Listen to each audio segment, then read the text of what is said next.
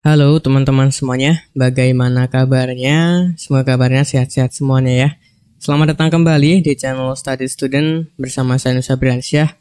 Dan pada video kali ini kita masih berada di playlist pemrograman web dasar. Kita masuk di video ke-15, kita akan bahas tentang basic form atau form basic atau dasar-dasar mengenai pembuatan formulir di website. Begitu ya teman-teman semuanya. Nah, tapi sebelum kita mulai di materi intinya, saya akan berterima kasih dulu kepada sponsor kita di video kali ini. Siapa lagi kalau bukan Niaga Hoster. Niaga Hoster adalah perusahaan penyedia web hosting unlimited terbaik di Indonesia yang memiliki layanan beragam. Mulai dari unlimited hosting, cloud VPS, domain sampai layanan website instan. Ada banyak keunggulan Niaga Hoster, di antaranya harga yang terjangkau dengan kualitas hebat, sehingga kita mendapat fitur yang lengkap mulai dari auto install WordPress, cPanel, hingga SSL gratis. Niaga Hoster juga menjamin server yang uptime, sehingga website kita selalu online setiap saat. Keunggulan lainnya yaitu hosting super cepat diimbangi dengan keamanan website ekstra, yang memungkinkan website kita terlindung dari serangan hacker, malware, dan virus berbahaya.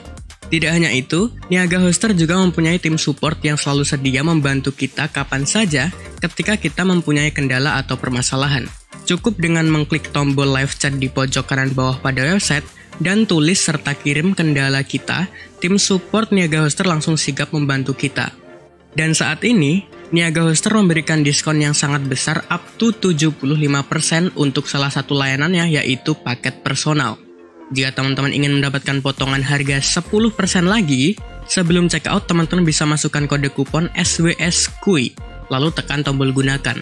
Jadi lumayan banget, kita dapat potongan harga berkali-kali. Jadi tunggu apa lagi? Buat teman-teman yang lagi cari web hosting untuk website atau aplikasi teman-teman, langsung aja kunjungi link yang ada di deskripsi video ini untuk informasi lebih lengkap. Mengingat perkembangan zaman yang serba IT, upgrade sekarang dan awali kesuksesan Anda bersama Niaga Hoster. Baik teman-teman semuanya, jadi kita akan lanjutin materi kita atau pembelajaran kita mengenai form basic atau dasar mengenai form. Dan kalau teman-teman lihat atau menyaksikan video sebelumnya, itu tidak ada di playlist ketika kita belajar web development. Tapi ini saya akan tambahkan sendiri tapi masih menggunakan referensi dari developer Mozilla. Sip ya, jadi apa aja yang bakal kita pelajari di video kali ini? Yang pertama, kita nanti akan mengetahui apa itu form. Kemudian nanti kita juga akan mengetahui atribut apa aja yang dipakai untuk form submission atau pengajuan sebuah data melalui form. Kemudian kita akan mencari tahu juga mengenai komponen-komponen apa yang ada di form. Lalu nanti setelah kita tahu komponennya, komponen formnya, nanti kita akan mengetahui juga atribut apa aja yang ada di komponen form tersebut. Kemudian yang terakhir, kita nanti akan mengetahui atribut global dan atribut yang harus digunakan atau yang harus ada di form komponen atau komponen form. Itu ya, ini adalah beberapa pembahasan yang kita akan coba belajar di video kali ini. Nah, tapi karena slide-nya ini banyak ya, kalau nggak salah 40 sekian slide, jadi video ini cukup lama. Ya, mudah-mudahan nggak membosankan dan teman-teman siapkan dulu kopinya, cemilannya kalau mau belajar. Karena ini saya jamin lama banget. Sip. Jadi yang pertama kita bakal cari tahu apa itu form. Jadi form menurut developer Mozilla, teman-teman bisa cek linknya di sini. Oke ya. Form itu mewakili bagian dokumen yang berisi kontrol interaktif untuk mengirimkan informasi. Oke, jadi itu aja simpelnya untuk form. Jadi kalau kita lihat contohnya, form itu seperti ini. Seperti kalau kita berinteraksi dengan sebuah halaman web, kita bisa ngirimin data, kita bisa mengisikan data melalui form ini. Atau kalau di kertas ya namanya adalah formulir. Sesimpel itu. Jadi aman ya, teman-teman harusnya udah tahu form itu apa? Form itu adalah tampilan yang mengizinkan kita untuk memberikan informasi atau mengisikan informasi yang bisa kita ajukan untuk ngapain gitu. Untuk ngedaftar, untuk login, atau bahkan untuk menambahkan data dan lain sebagainya bisa. Itu adalah form atau formulir. Nah, kemudian kita itu bisa bikin elemen form dengan tag form. Gini, simple aja. Jadi silahkan teman-teman semuanya bikin folder baru namanya form basic. Ini saya bikin 15 form basic. gitu ya. Kemudian saya bikin elemen HTML-nya atau dokumen HTML-nya form min basic .html. Kemudian saya bikin struktur dokumen HTML-nya. Kemudian di sini saya sudah debugging untuk menuliskan H1 atau heading 1 hello world dan sudah saya buka. Lalu ini saya kasih style sedikit untuk fontnya atau tipe dari fontnya saya mau sans serif. Jadi kalau secara default itu fontnya kan seperti ini ya, Times New Roman gitu. Saya tidak serak seperti itu, jadi saya ubah. Di sini tambahkan aja text style di atas heading atau di atas head sebelum tutup head di bawah title element gitu. Kemudian bintang semua elemen saya mau ubah font family-nya jadi sans serif. Kalau default-nya itu serif gitu. Saya mau ubah jadi sans serif. Gini, aman. Jadi tipenya beda ya. Oke, teman-teman semuanya. Jadi tadi untuk bikin form kita perlu elemen form kan begini ya. Ya, sesimpel itu. Mana tampilannya? Belum ada. Jadi saya mau bikin di sini misalnya H1 tulisannya form basic gitu ya. Untuk kita belajar tentang form basic. Teman-teman bisa gunakan open with live server atau bahkan live preview boleh. Nah, tapi di sini saya akan manual aja. Saya akan opennya secara manual dan saya refresh ketika ada perubahan. Aman, kita udah bikin nih elemen formnya. Nah, tapi kita belum tahu nih komponen-komponen yang ada di form ini apa aja. Kita lanjut. Nah, kita akan kenal beberapa atribut untuk pengajuan sebuah form. Ada 3 atribut teman-teman semuanya. Yang pertama ada action. Jadi di mana value dari atribut action ini adalah URL yang nantinya akan menerima data kita. Jadi contoh seperti ini. Jadi kalau kita bikin di sini atribut action tadi sebenarnya udah dikasih tahu action seperti ini, kemudian value-nya adalah www.facebook.com misalnya gitu ya. Atau di sini pakai protokol deh. HTTPS gitu www.facebook.com. Nah, jadi nanti ketika kita klik tombol misalnya kirim, itu akan dikirimkan ke sini. Jadi, value dari atribut action ini adalah URL yang menerima data yang kita inputkan di form ini. Jadi menerima data ajuan kita. Nah, itu ada di action. Nah, ini kita akan kosongkan aja atau kalau kosong nggak usah dikasih. Tapi intinya teman-teman udah tahu action itu apa. Simple aja seperti itu. Ya teman-teman ya. Nah tapi perlu diingat ketika action ini kita kasih berarti kita nanti harus ada button untuk mengirimkan. Karena kalau kita mengirimkan kan itu harus ada buttonnya ya. Diisi dulu baru diklik gitu. Jadi kalau ketika diklik dia akan mengarah actionnya kemana. Gitu. Atau datanya dikirim kemana. Gitu ya. Datanya dikirim ke value yang ada di atribut action ini. Gitu. Sip ya, itu harus ada button. Atau bahkan kalau nggak mau ada button ya input tipenya submit untuk mengirimkan atau mengajukan. Atau bahkan input dengan tipe image. Nah, nanti kita akan bahas elemen input ini. Nah, kemudian ada atribut yang namanya method. Oke, jadi method ini adalah sebuah atribut yang akan mentargetkan atau bisa dibilang adalah tipe dari pengajuan form kita itu mau berbentuk apa atau bahkan mau dibikin seperti apa. Contoh di sini ada value metodenya post, get, dan dialog. Jadi setelah tadi ada action, kita kosongin aja misalnya gini, lalu ada method. Gini, ada post, oke, ada get, dan ada dialog. Gini, secara default itu yang dipakai adalah get gitu. Dan get ini nanti akan terdeteksi parameter-parameter dan value dari parameternya yang ada di form berbentuk array nantinya ada di URL gitu. Nah, tapi kita akan bahas mengenai metode ini di lain waktu ketika kita udah belajar tentang PHP karena di metode ini bahkan di atribut yang ada di form submission atau pengajuan form ini itu akan berdampak pada server side-nya atau sisi servernya. Nah, ini kita cuman cari tahu dulu aja. Kalau post itu datanya dikirim melalui request body atau di belakang layar. Kemudian kalau get itu nanti datanya dikirim melalui URL dengan parameter dengan tanda tanya seperti ini. Jadi nanti kalau misalnya teman-teman pernah lihat misalnya di google.com Kemudian saya cari computer. Nah, lihat di sini. Jadi ada search di sini, parameternya Q, isinya computer. Gitu. Itu salah satu contoh penggunaan dari method get. Gitu. Kalau untuk post itu biasanya dikirim melalui belakang layar, jadi kita nggak tahu gitu. Biasanya itu digunakan untuk login, karena kan kalau lucu aja passwordnya kita ketahuan di sini gitu kan. Lucu ya di URL. Jadi itu dipakai di salah satu contoh, yaitu login, registrasi, atau bahkan penambahan, atau bahkan penghapusan, atau bahkan pengubahan data gitu, biar gak ketahuan di sisi URL. Itu method dan action. Satu lagi ada atribut yang namanya enctype. Jadi ketika kita nanti menambahkan atribut enctype di sini, ini bisa berkolaborasi juga dengan metode yang diisikan post ya. Ini bisa post, bisa get, bisa. Oh ya, ini post aja. Gini. Cuman untuk default get. Nah, ini akan berlaku ketika metodenya adalah post. Jadi enctype ini memungkinkan kita ada 3 value ya. Jadi ini memungkinkan kita untuk mengirimkan file. Misalnya di sini. Ini kalau kita isi multipart form data ini mengizinkan kita di dalam form ini untuk mengirimkan file. Entah itu upload PDF, upload image gitu ya, boleh. Nah, tapi kalau ini nggak ada, ya udah berarti form kita cuman bisa mengirimkan teks aja atau tulisan aja. Filenya nggak bisa.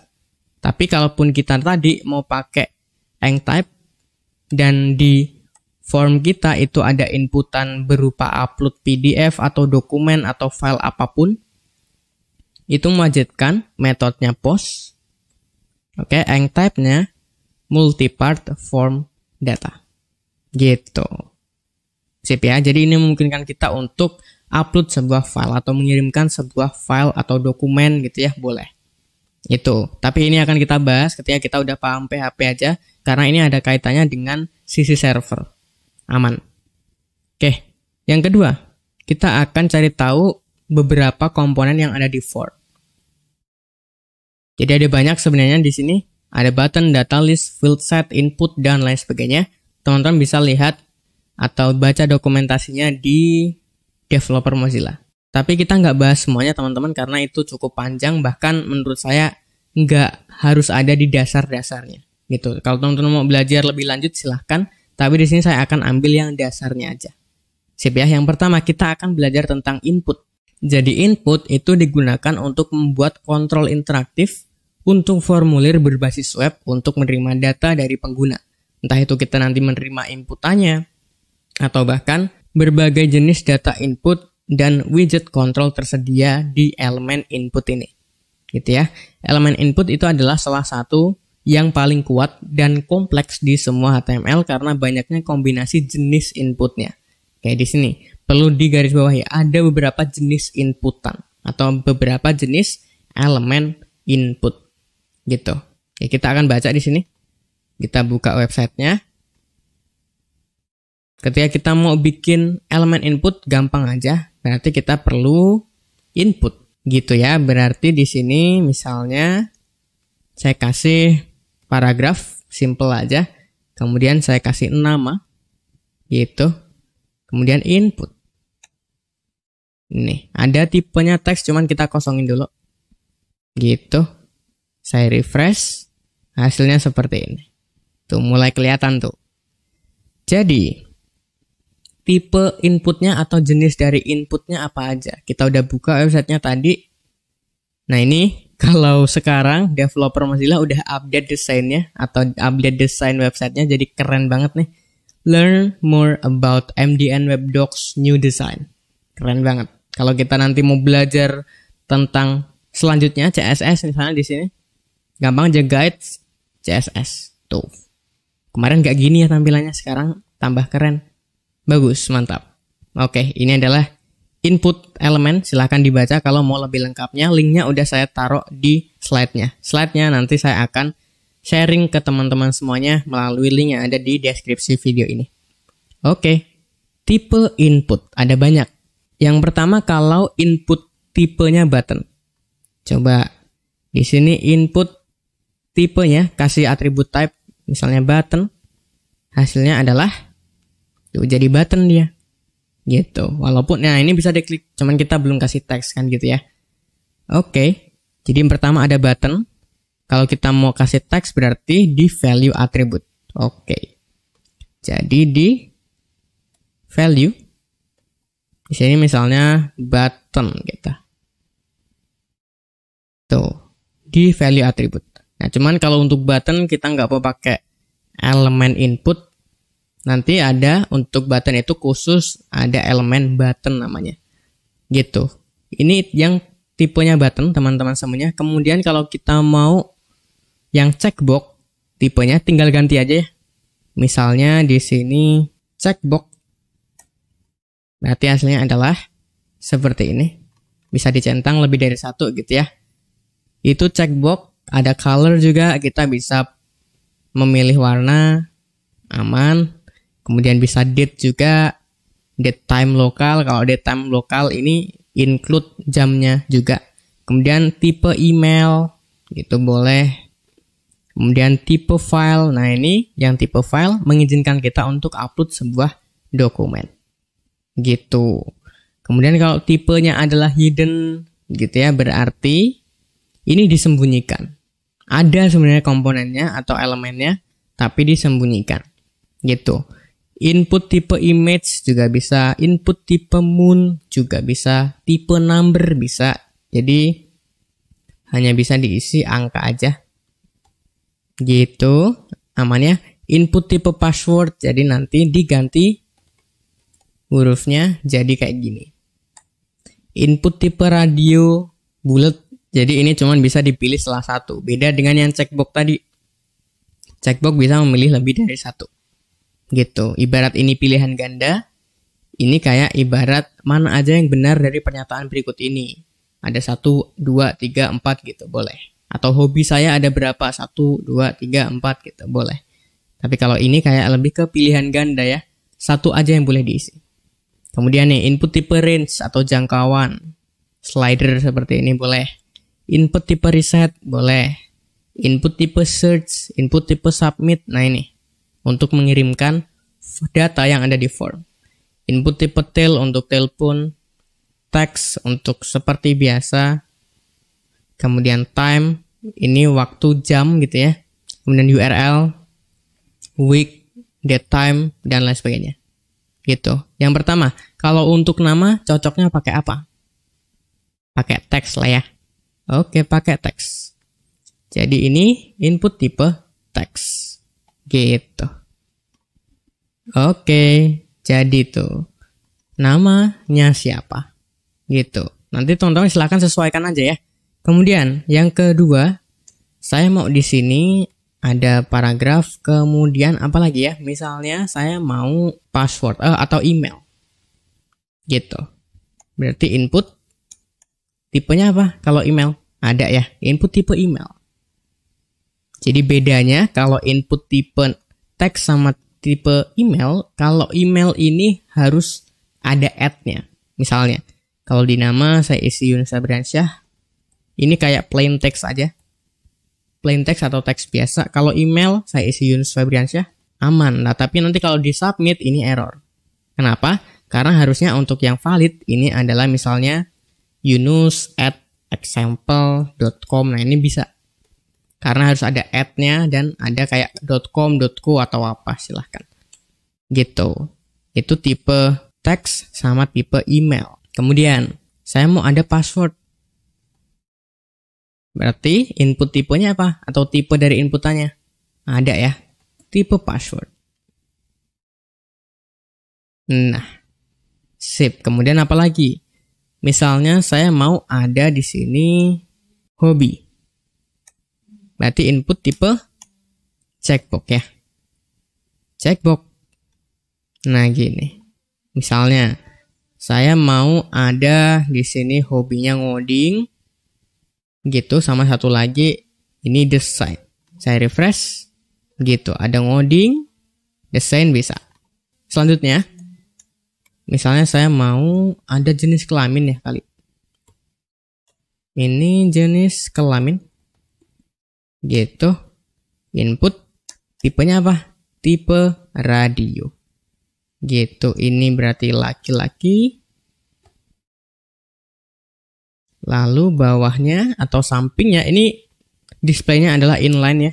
Jadi kalau ada elemen selanjutnya ada di kanannya, bukan blok. Ini radio juga, ini perempuan. Sip, refresh. Nah, ada di sini ada laki-laki, ada perempuan. Nah, cuman kenapa kok ini bisa dipilih keduanya, nggak salah satu aja? Karena kita harus samain untuk atribut name-nya. Jadi misalnya di sini name-nya adalah JK. Ini kan untuk jenis kelamin ya. Ini juga nih name-nya JK. Nah, ketika udah sama name-nya, ini cuman bisa dipilih salah satu. Gitu. Itu kalau jenis kelamin. Nah, kalau checkbox, misalnya saya mau kasih name untuk komponen ini, name-nya adalah hobi. Gini.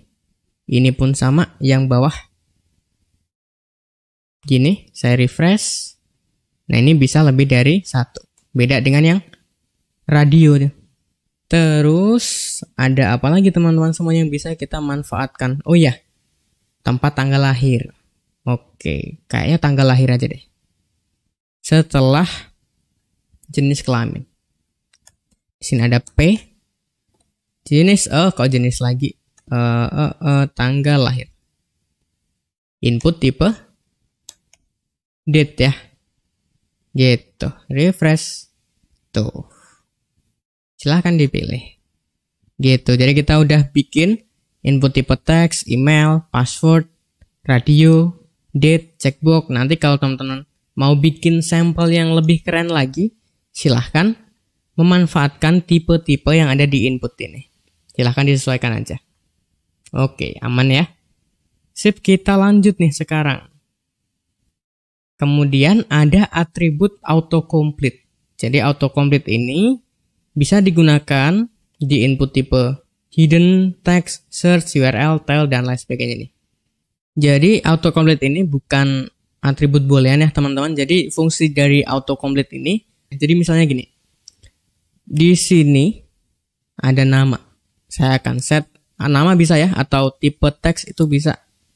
Nah ini autocomplete on gini. Jadi ini bukan atribut boolean. Terus saya refresh. Saya akan ketikkan Yunus. Oh iya. Misalnya saya kasih name. Di sini name Yunus Febriansyah. Oke, nggak ngaruh ya. Jadi simpelnya gini deh. Misalnya saya buka Google. Nah, ini ada autocomplete-nya nih. Jadi ketikan apa aja yang udah kita ketik di sini. Kemudian di enter atau di submit atau diajukan. Dan nanti ada tuh di sini. Contoh, kalau saya ke Unsplash saja. Tadi kayaknya saya udah buka Unsplash ya. Nah, di sini recent searches, programming, database, software, object. Cara off-in-nya ini bukan on tapi off. Secara default kalau kita nggak kasih berarti autocomplete-nya adalah on gitu. Seperti tipe tadi. Kalau tipe ini kita nggak kasih berarti default-nya adalah tipenya text. Gitu. Itu autocomplete teman-teman semuanya. Terus yang berikutnya ada autofocus. Jadi autofocus ini berfungsi untuk ketika halaman kita di load, itu yang difokusin pertama kali yang mana misalnya. Dan ini adalah boolean atribut ya. Oke. Misalnya saya kasih autofocus di sini. Ketika kita refresh, tuh langsung fokus di sini. Kursornya. Gitu. Nah, tapi jangan gunakan autofocus ini sembarangan ya teman-teman semuanya. Kenapa? Karena ibaratnya gini. Form kita itu seperti ini misalnya. Oke. Kemudian misalnya ada form di sini. Ada konten, kemudian form. Kalau kita kasih autofocus berarti kan nanti kursor kita ada di sini. Kemudian ini akan berpengaruh ketika si user kita yang membaca website kita itu adalah orang dengan gangguan penglihatan. Dia itu pakai yang namanya screen reader. Jadi kalau dia ngomong, dia mau ngapain, itu otomatis ditulis sama screen readernya di teks kita. Jadi gampangnya gini. Misalnya ini form basic, kemudian P. Ini adalah konten kita misalnya. Gitu ya, dia autofocus di sini. Kemudian dia nyuruh scroll down atau apapun gitu ya. Kemudian please click. Nah, ini akan nulis gini. Jadi ini akan sedikit berpengaruh atau banyak berpengaruh untuk orang yang mempunyai gangguan penglihatan. Jadi kalau bisa jangan ada autofocus lah. Kapan kita ada form autofocus kecuali dalam satu halaman web itu isinya form doang. Gitu, kayak form login, kayak ada form pendaftaran, itu kan isinya cuma form doang biasanya. Gitu. Jadi ada kalanya kita berpikir untuk ngasih autofocus ataupun tidak. Gitu ya teman-teman semuanya. Nah, terus ada checked gini. Nah, ini adalah atribut boolean yang ditaruh di radio ataupun checkbox. Apa fungsinya? Cobain. Misalnya kita taruh di ini aja deh, di hobi. Kita kasih checked.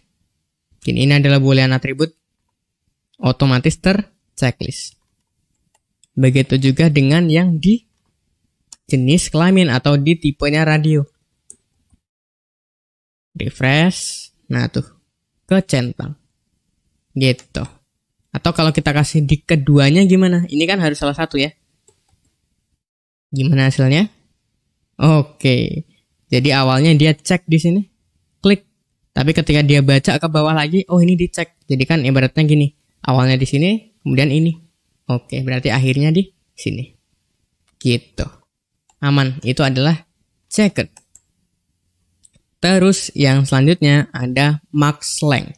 Jadi ini berfungsi atau valid untuk tipe text, search, URL, tel, email, dan password. Maksudnya untuk apa nih? Max length itu untuk membatasi berapa karakter yang boleh diisi. Misalnya tadi di email boleh ya. Max length, misalnya saya isi 5. Apa yang terjadi? Ketikin apapun. Mentok sampai 5 karakter. Gitu. Itu adalah max length. Jadi maksimal karakter yang boleh diinputkan. Lanjut. Kalau ada max length, ada min length.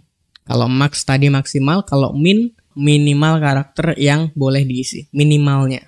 Gitu. Kalau 3 berarti karakternya ya 3, 4, 5 atau berapapun yang melebihi 3 karakter. Itu min length.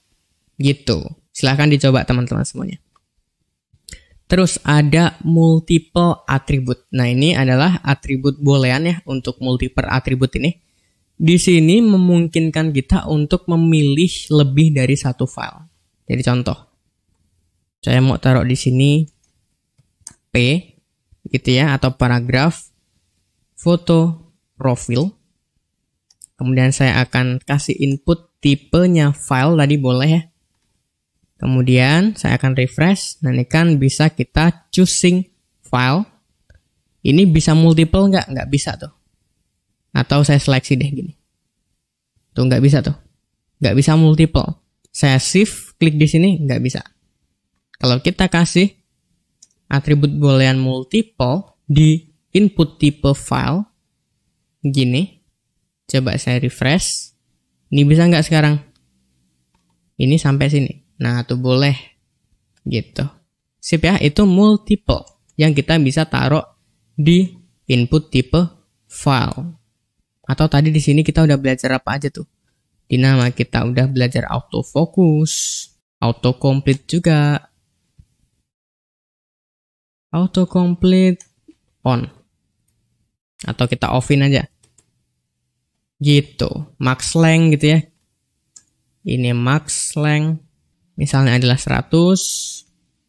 Ini kalau password min length 8 karakter kalau password minimalnya.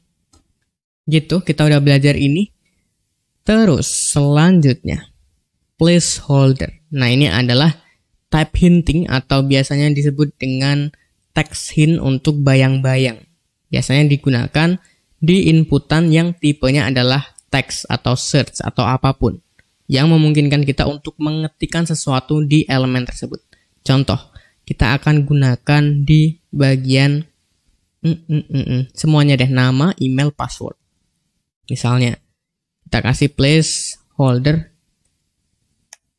Misalnya isikan nama Anda gitu. Saya copy aja. Email.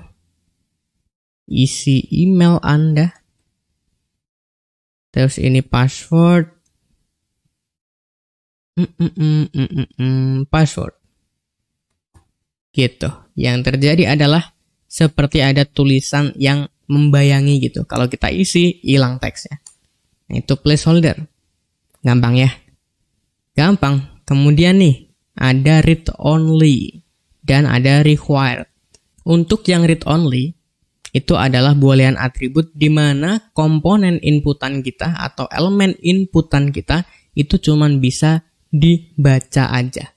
Contoh, kita akan kasih di bagian nama misalnya. Read only. Refresh. Nah ini nggak bisa kita ketikin tuh. Cuman bisa dilihat aja. Read only. Tapi ini harusnya nggak di sini deh. Teman-teman mungkin punya studi kasus yang sangat cocok digunakan ketika formnya cuman bisa dilihat aja. Nggak bisa diisi seperti ini. Itu atribut read only. Kemudian required. Required itu adalah boolean atribut juga yang mengizinkan kita atau yang tidak mengizinkan form ini dikosongkan atau tidak diisi.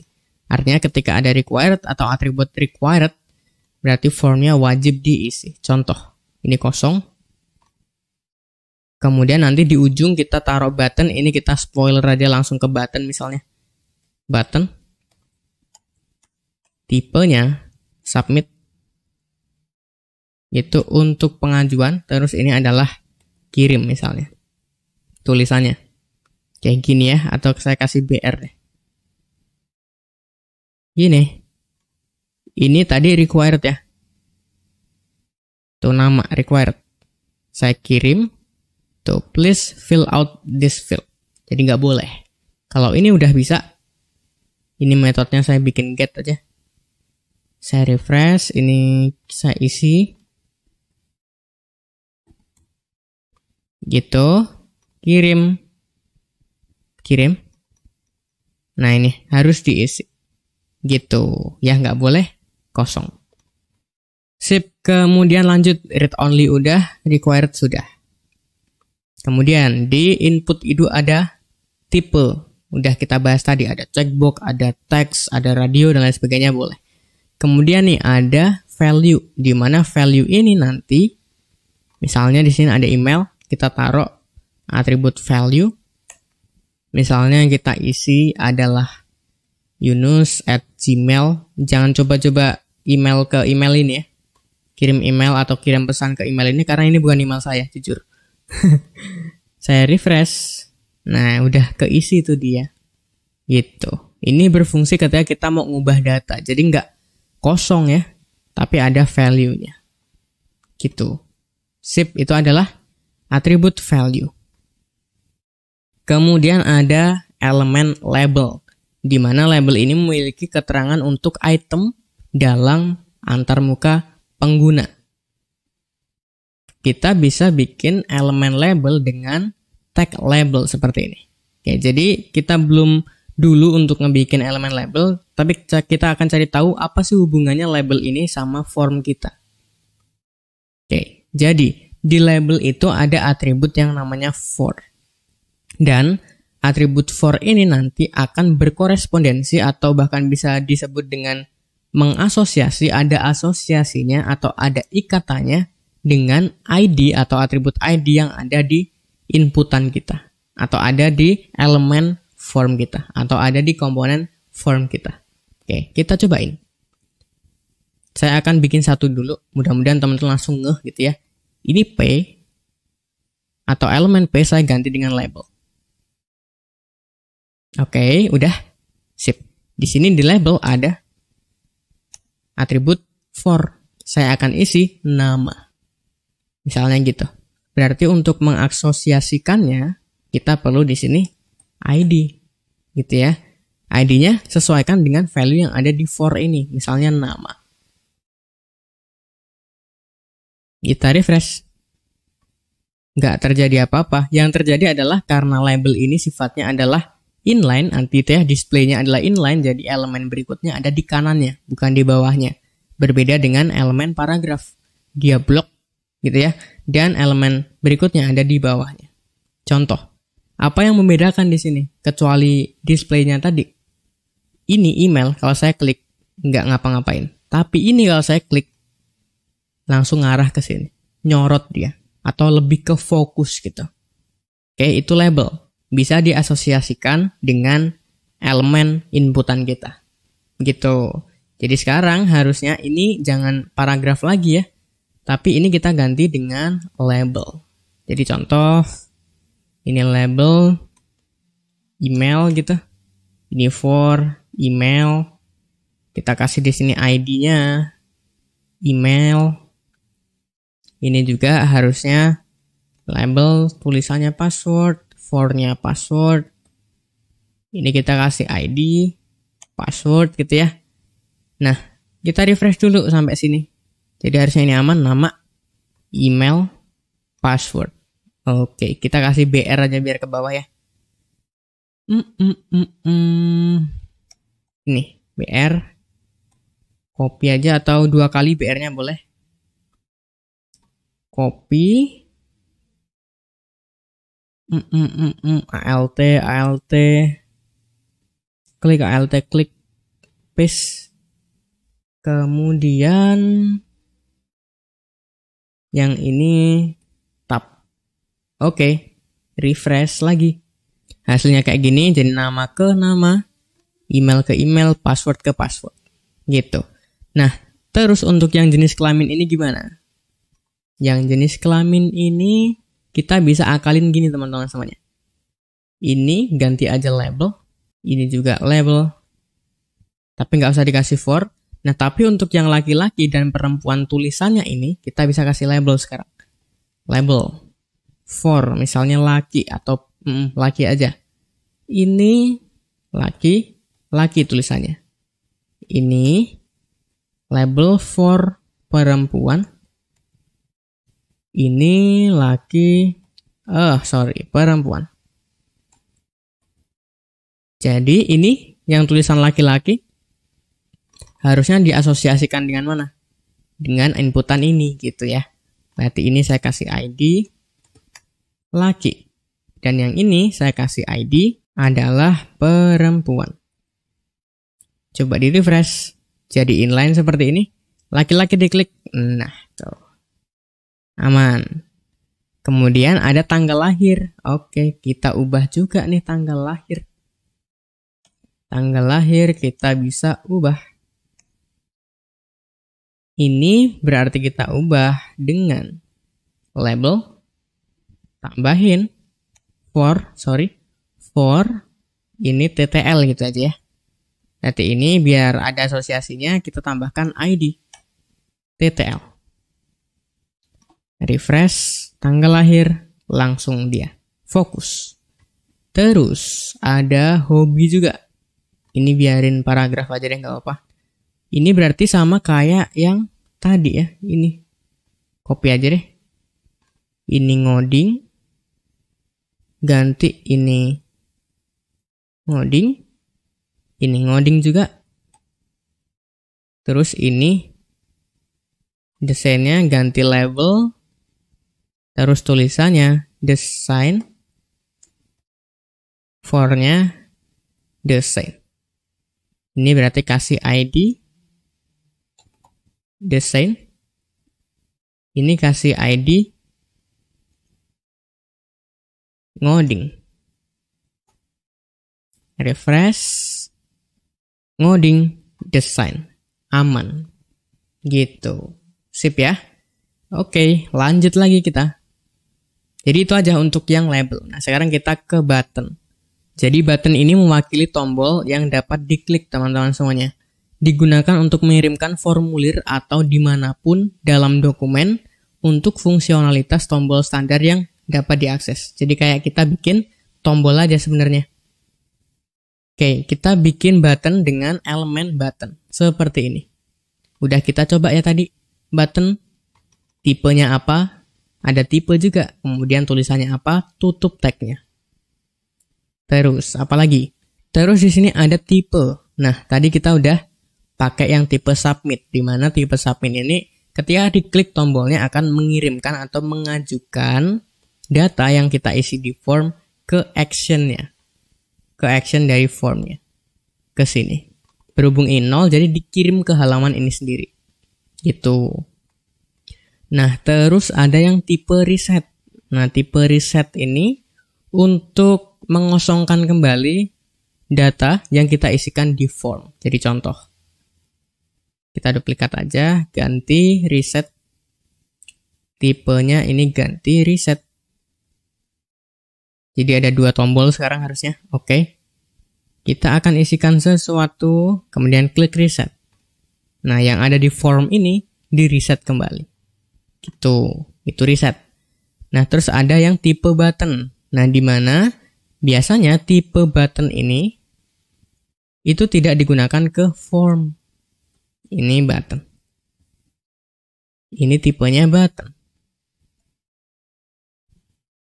Ini nggak ngefek nih, mau kita isi kayak ini nggak ngaruh gitu. Nah, biasanya untuk yang tipe button ini digunakan untuk memberikan event. Jadi kalau diklik ngapain gitu. Jadi ini kayak seolah-olah yang tipe button ini digunakan untuk customisasi, bisa di custom. Mau ngapain nih gitu. Dan itu nanti ada kaitannya dengan JavaScript dan kita nggak akan belajar itu, sayangnya. Gitu ya. Jadi kita cuman menegaskan atau bahkan menggarisbawahi ada 3 ya, ada 3 tipe, cuman yang 2 ini yang paling penting. Ada yang submit sama reset. Submit untuk mengirimkan data, reset untuk mengosongkan kembali isian dari form kita. Gitu. Nah, terus ada select nih. Jadi elemen select itu mewakili kontrol yang menyediakan menu opsi. Kita bisa baca di sini. Oke ya.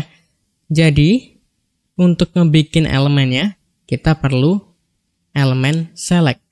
Oke, jadi nanti di dalamnya ada beberapa opsi gitu. Oke, jadi untuk ini,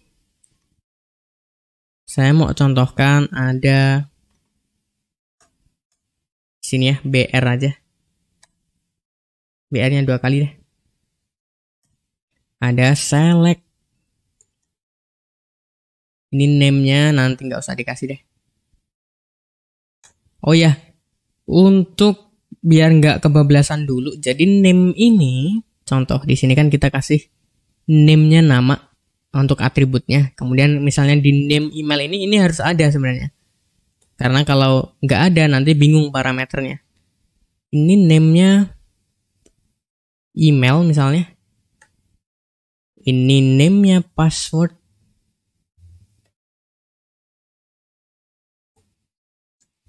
Gitu, terus ini name-nya tadi udah JK ya. Nah, kita coba refresh. Ini saya akan ketik Yunus. Emailnya ini passwordnya 123 misalnya. Laki-laki, ngoding. Udah gini aja dulu. Nah, ini saya kayak menu opsi ya. Cuma nanti kita akan teruskan. Kemudian kirim nih, submit. Oke, ini oh ya, min length-nya 8. 45678. Password standar Wi-Fi lah ya. Oke tuh, kita udah submit. Apa yang terjadi? Yang terjadi datanya dikirim tuh. Jadi ada tadi name-nya nama. Ini. Isinya adalah Yunus dan ada email. Name-nya email. Isinya adalah yunus@gmail.com. At itu kalau di URL dikonversikan jadi %40. Password 123456678, JK on hobby. Gitu. JK-nya on dan hobinya on. Jadi seperti ini harusnya udah dikirim. Gitu. Kalau dikirimnya pakai metode post itu akan dikirim di belakang layar. Berhubung kita pakai get tadi, jadi dikirimnya lewat URL. Gitu. Sip ya. Aman harusnya mah. Nah, terus kita lanjut di select ini. Jadi kalau kita lihat di sini udah ada kayak pilihan, cuman belum ada opsinya gitu. Nah, untuk select ini hanya sebagai wadahnya aja. Opsinya berarti kita akan pakai di sini. Option, atribut. Nah, di sini ada multiple dan ada required. Nah, cuman kita akan lewatin dulu aja. Kita masuk ke elemen option. Jadi elemen option ini digunakan untuk mendefinisikan item yang terdapat dalam elemen select atau OPT group, option group, atau data list. Dengan demikian, option dapat memiliki item menu dalam pop-up dan daftar item lainnya dalam dokumen HTML. Panjang amat ya. Oke, jadi diletakkan di elemen select. Kita bisa kasih option, kemudian teksnya apa. Contoh, kita misalnya di sini pakai label ya. Label untuk agama, for agama, tulisannya agama, kemudian kasih BR aja biar ke bawah. Ini berarti kita pakai ID, boleh dikasih name ya teman-teman semuanya. Harusnya sih wajib bahkan name itu, cuman nggak bakal kita pakai sekarang sebelum kita belajar sisi server. Ini ID-nya agama, ini option, value-nya atau nggak usah dulu, agama A, B, C, D misalnya gitu. Refresh, nah ini A, B, C, D. Boleh tuh. Aman ya. Nah, kalau kita kasih option atribut tadi kayak misalnya multiple, jadi ini milihnya bisa lebih dari satu tuh. Gitu. Bahkan kalau required gini. Jadi ini harus diisi, nggak boleh kosong. Ini misalnya udah diisi. Nah, ini harus diisi. Aman. Jadi itu option dan select. Nah, ada atribut untuk selected di sini. Jadi seperti kayak cek tadi, cek di sini di kayak radio button tadi sama checkbox. Jadi kalau di sini kita kasih selected, jadi dia otomatis ke seleksi. Tuh. Gitu ya. Kalau kita selectednya ada banyak, karena ini memungkinkan multiple pilihannya, tuh 2 ke seleksi. Kayak ibarat tadi di sini udah checked gitu. Aman. Terus yang berikutnya ada value nih. Jadi value ini nanti adalah nilai yang akan dikirim ketika formnya diajukan atau disubmit. Contoh di sini ada value A gitu ya. Ini value-nya B. Dan sebagainya. Selected-nya satu aja deh. Ini juga berlaku di tipe checkbox sama tipe input tipe radio. Jadi contoh. Tadi kan ketika kita lihat di sini, itu kan cuman JK on, hobi on, isinya on. Padahal nggak gitu harusnya. Coba contoh di sini jenis kelamin, input tipe radio, name-nya. Oke, kita kasih value. Value-nya apa? Misalnya laki-laki. Itu laki aja. Refresh. Saya akan isikan kembali passwordnya. Terus ini ngoding, kirim. Kita lihat kembali. JK sama dengan laki. Tuh. Jadi inilah yang dikirim. Nilai dari atribut value. Begitupun juga dengan yang agama ini atau yang select ini. Jadi yang dikirim adalah ketika dipilihnya A, maka yang ini yang akan dikirim. Yang ada di nilai yang ada di atribut value. Gitu. Itu berlaku di bagian checkbox, input tipe checkbox, dan input tipe radio. Gitu. Aman ya?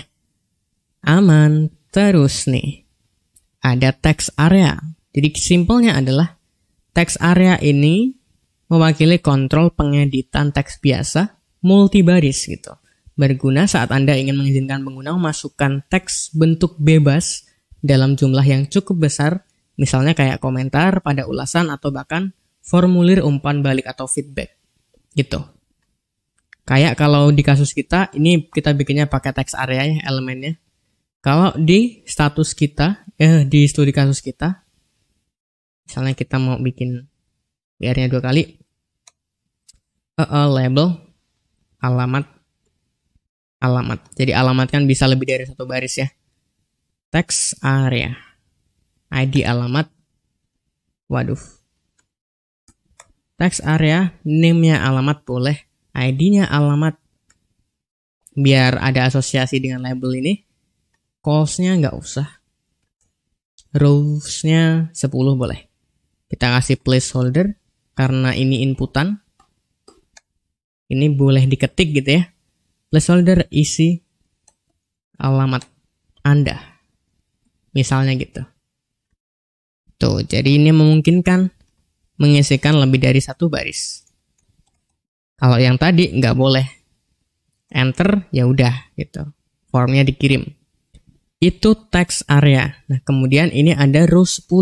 Nah, ini mengizinkan kita untuk ada 10 baris. Contoh kalau ini kita cuman ada 3 aja. Ini saya kasih BR ke bawah. Tuh, dia cuman ada 3 baris. 1, 2, 3. Selebihnya ada scrollnya. Gitu. Sip ya. Jadi ini rows.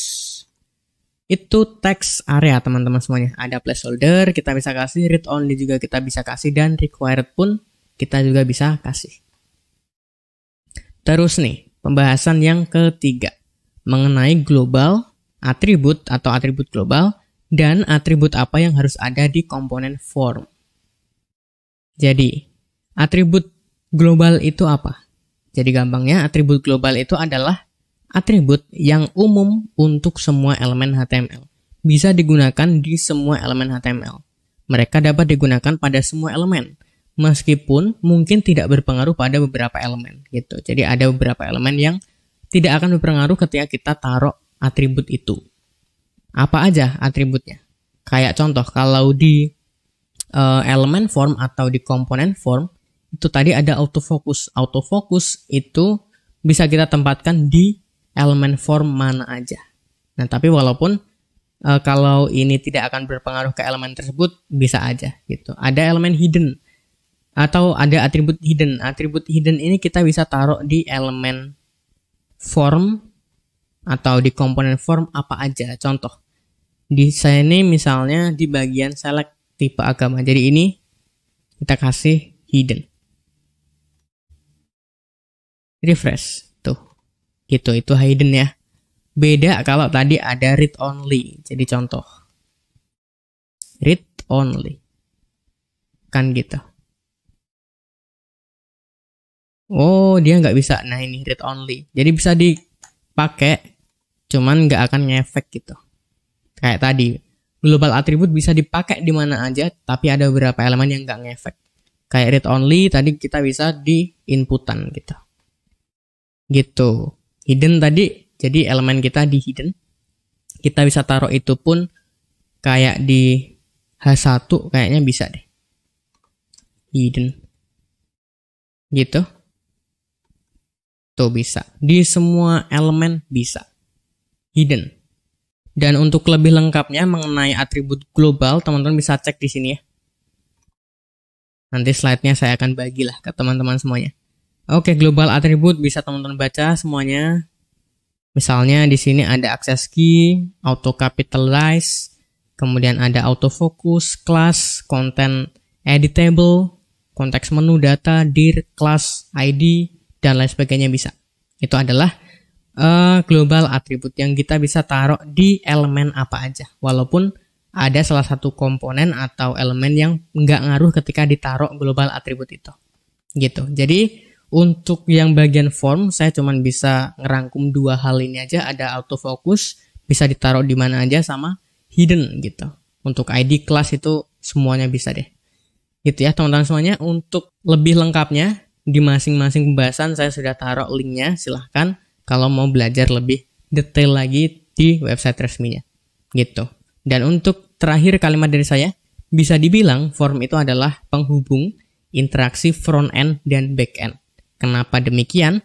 Karena front end itu kan yang ditampilkan, kita bisa isikan sesuatu, kemudian kita klik submit atau pengajuan, kita akan ngirimin data ini akan ditangkap di bagian sisi backend atau sisi server gitu. Jadi form adalah penghubung interaksi front end dan backend.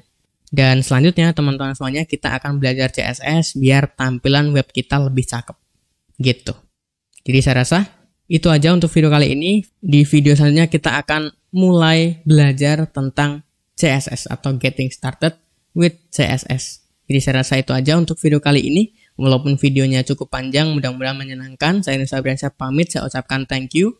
Terima kasih, keep learning and keep spirits teman-teman semuanya.